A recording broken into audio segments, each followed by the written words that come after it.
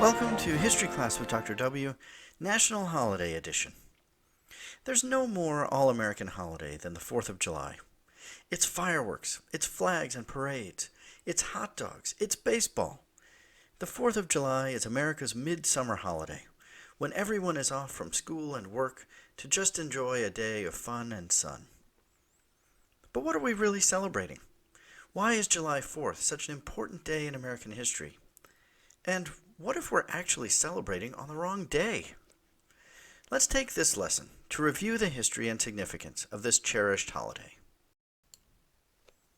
The 4th of July, also known as Independence Day or July 4th, has been a federal holiday in the United States since 1941.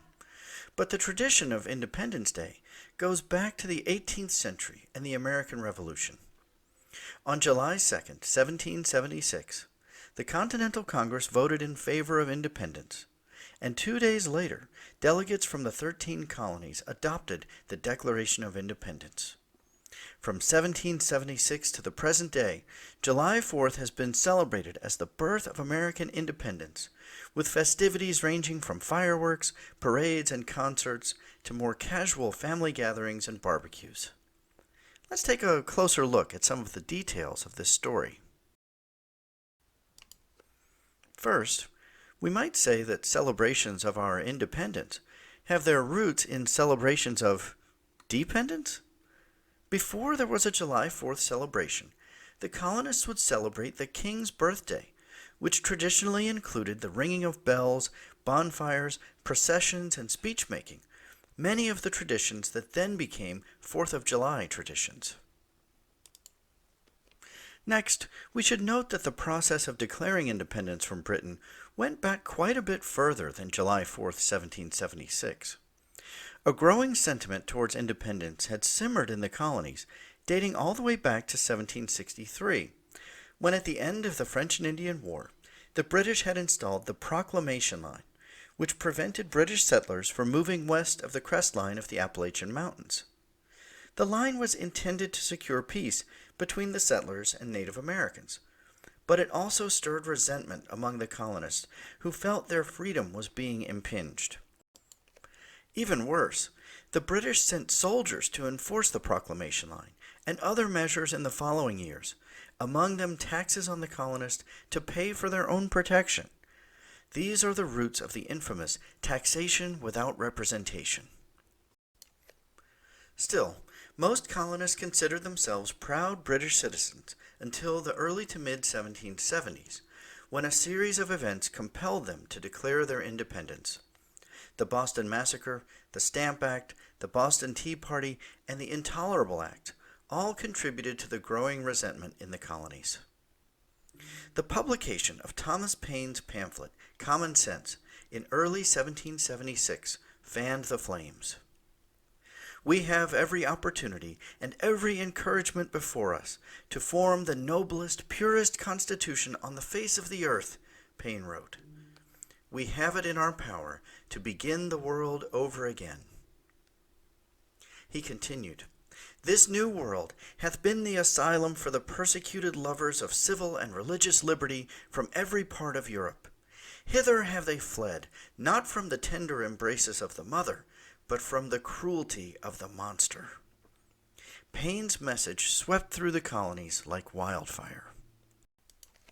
By the time the Continental Congress met at the Pennsylvania State House, Independence Hall, beginning on June 7th, the drive for independence was established.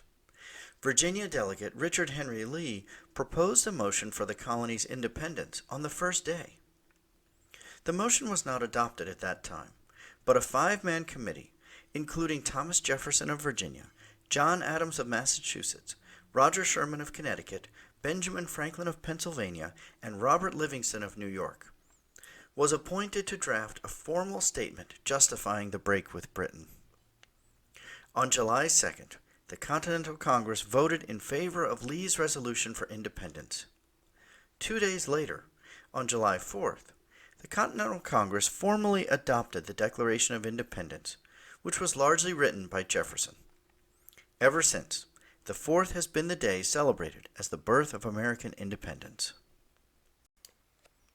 We might also note that the selection of the 4th as the day to celebrate was not without controversy. On July 2nd, 1776, John Adams wrote to his wife Abigail that July 2nd, quote, will be celebrated by succeeding generations as the great anniversary festival, and should include pomp and parade, games, sports, guns, bells, bonfires, and illuminations from one end of the continent to the other. Adams actually refused to celebrate the first holiday on July 4th, so certain was he that July 2nd was the correct date. Others have argued the appropriate date is August 2nd, when the Declaration in its final form was actually signed. Or perhaps that we might find a better anniversary in 1789, when the Constitution was adopted and the United States was actually established. These controversies aside, it's on July 4th that the nation celebrates its independence. Many of the traditions we carry on today also have their roots in those early July 4th celebrations. When the Declaration was publicly read in towns and cities throughout the colonies, the ceremony was typically accompanied with festivities including concerts, bonfires, parades, and the firing of cannons and muskets, beginning immediately after its adoption. Philadelphia held the first annual commemoration of independence on July 4th, 1777. The tradition of setting off fireworks on the 4th of July began with that first celebration. Ships' cannons fired a 13-gun salute in honor of the 13 colonies. The Pennsylvania Evening Post reported this on July 5th, 1777. Yesterday, the 4th of July, being the anniversary of the independence of the United States of America, was celebrated in this city with demonstrations of joy and festivity. About noon, all the armed ships and galleys in the river were drawn up before the city, dressed in the gayest manner with the colors of the United States and streamers displayed. The evening was closed with the ringing of bells, and at night there was a grand exhibition of fireworks, which began and concluded with 13 rockets on the commons, and the city was beautifully illuminated. Massachusetts then became the first state to make July 4th an official state holiday in 1781. Towns and communities across the nation began to commemorate Independence Day each year. The nation's early politicians recognized the opportunity to brand themselves as patriots, and they sponsored feasts and celebrations in their communities. These events were often accompanied by speeches. The celebrations took on added fervor in the aftermath of the War of 1812, when once again the Americans fended off the British. It was also during that war, at the bombing of Fort McHenry in 1814, that Francis Scott Key was inspired to write the poem The Star-Spangled Banner, which would of course go on to become our national anthem. And the rocket's red glare, the bombs bursting in air, for decades have been the perfect accompaniment to fireworks displays. Through the years, the nation has used this day to celebrate monumental events, such as the Louisiana Purchase in 1803, the groundbreaking ceremony for the Erie Canal in 1825, and for the Baltimore and Ohio Railroad in 1828. The rhetoric of the Declaration has been an inspiration for revolutionaries and nations all over the world. Jefferson's words have been adopted and adapted for many groups and causes. Dozens of nations around the world, to date more than half the countries in the United Nations, have some form of Declaration of Independence, many of them borrowing closely or even quoting directly from Jefferson's words. Many groups in the United States have also used Jefferson's words in their own quest for equality. At the Seneca Falls Convention in 1848, a group of suffragists led by Elizabeth Cady Stanton issued the Declaration of Sentiments. Following the structure of the original Declaration of Independence, it called for equality with men before the law in education and employment. It was signed by 68 women and 32 men on July 20th, 1848. Occasionally, the 4th has also been used as an opportunity to reflect on times when our nation has not lived up to the ideals laid out in the Declaration. Perhaps most famously, on July 5, 1852, the former slave and abolitionist Frederick Douglass gave a keynote address at an Independence Day celebration and asked, "What to the slave is the 4th of July?" In his speech, Douglass acknowledged the founding fathers of America, the architects of the Declaration of Independence, for their commitment to, quote, life, liberty, and the pursuit of happiness. Douglass said, "Fellow citizens, I am not wanting in respect for the fathers of this republic. The signers of the Declaration of Independence were brave men. They were great men, too, great enough to give frame to a great age. It does not often happen to a nation to raise at one time such a number of truly great men. They were statesmen, patriots, and heroes, and for the good they did, and the principles they contended for, I will unite with you to honor their memory." But Douglass also noted that the benefits of independence had not been applied equally to black and white. Most blacks remained enslaved at that time. He continued, "The rich inheritance of justice, liberty, prosperity, and independence, bequeathed by your fathers, is shared by you, not by me. The sunlight that brought light and healing to you has brought stripes and death to me. This 4th of July is yours, not mine. You may rejoice. I must mourn." Martin Luther King Jr. struck a more hopeful note a century later, when he too quoted Jefferson during his famous "I Have a Dream" speech at the March on Washington in August 1963. King said, "I have a dream that one day this nation will rise up, live out the true meaning of its creed. We hold these truths to be self-evident, that all men are created equal." Perhaps it was not an accident that the Civil Rights Act, adopted in the wake of King's speech and the massive protests of the early 60s, was signed by Lyndon Johnson on July 2, 1964, the anniversary of the vote to accept the Declaration of Independence. In addition to its traditions, July 4th seems to have a magnetic and symbolic pull for the nation.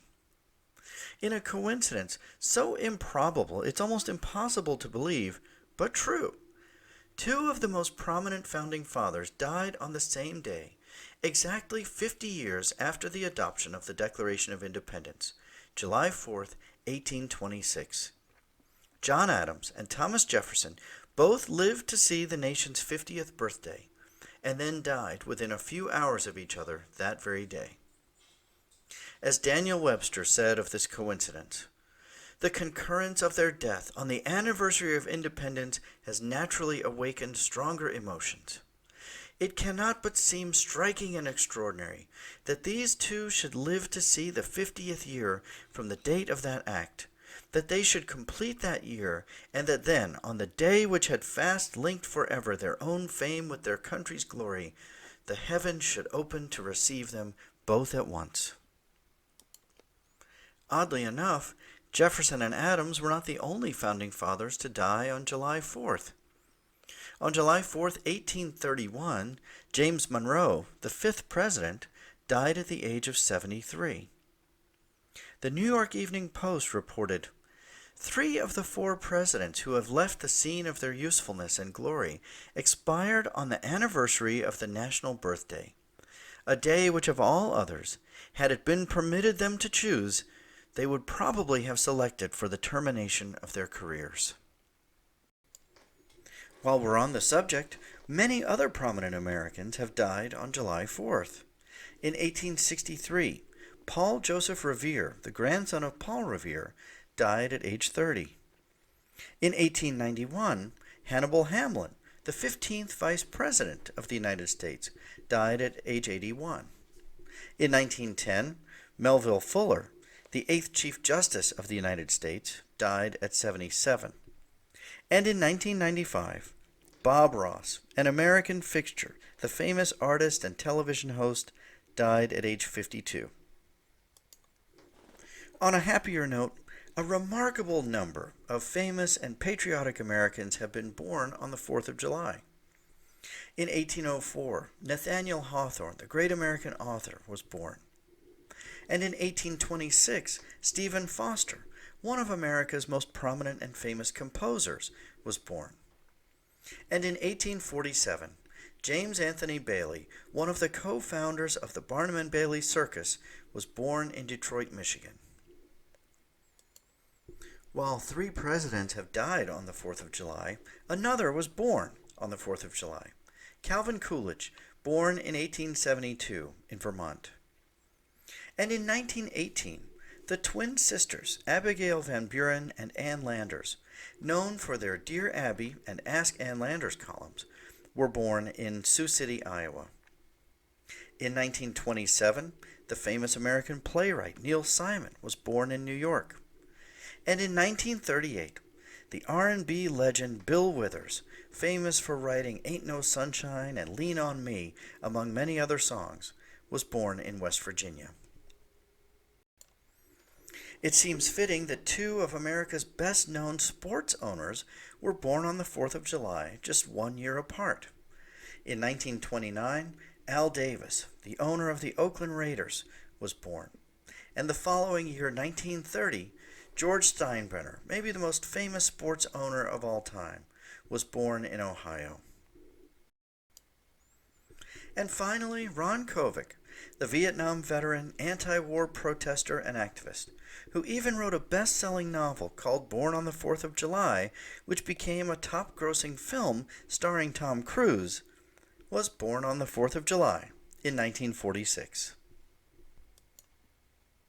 As it falls in the middle of summer, the 4th of July has also become a date of significance for many sporting events. Occasionally through the years, golf's major events for men and women have taken place on the 4th. Many epic stages of the Tour de France have been waged on the 4th. The NBA postseason is well underway at that time of year, and many important games have fallen on the 4th. Same as Major League Baseball, as the 4th of July in recent years has often held quadruple headers televised throughout the day. Some of the most important boxing matches in history took place on July 4th. Most notably, in 1910, the so-called Fight of the Century between Jack Johnson and James Jeffries, in which Johnson defeated Jeffries, the so-called Great White Hope, in Reno, Nevada, to retain his heavyweight title. And then in 1919, Jack Dempsey defeated champion Jess Willard in the 3rd round to take the heavyweight title for himself. More commonly, over the years, the Wimbledon Championships in tennis have fallen on the 4th of July. And fittingly, several times the championships have pitted Americans against each other in the title match. To mention just a few of the most notable of these, in 1982, Jimmy Connors defeated John McEnroe for his 2nd Wimbledon title. In 1993, Pete Sampras defeated fellow American Jim Courier for the first of his 7 Wimbledon titles. And then in 1999, Sampras won again, defeating Andre Agassi to win his 3rd straight Wimbledon title. Perhaps most notably, on July 4, 2009, Serena Williams defeated her older sister Venus in an All-American final at Wimbledon to win her 3rd Wimbledon singles title. In recent years, the 4th of July has also become known for a less conventional event, the Nathan's Hot Dog Eating Championship. Once the stomping grounds for Japanese champion Kobayashi, for the last 13 years the title has gone to Joey Chestnut, whose record is an astonishing 75 hot dogs eaten in 10 minutes. For Americans not attempting to eat 75 hot dogs, the 4th of July has long been a day of leisure. American communities have enjoyed picnics and festivals, political rallies, beauty pageants, foot races, greased pig catching, wrestling, along with countless other activities. So fire up the grill, get some sparklers and fireworks, be safe out there, and have a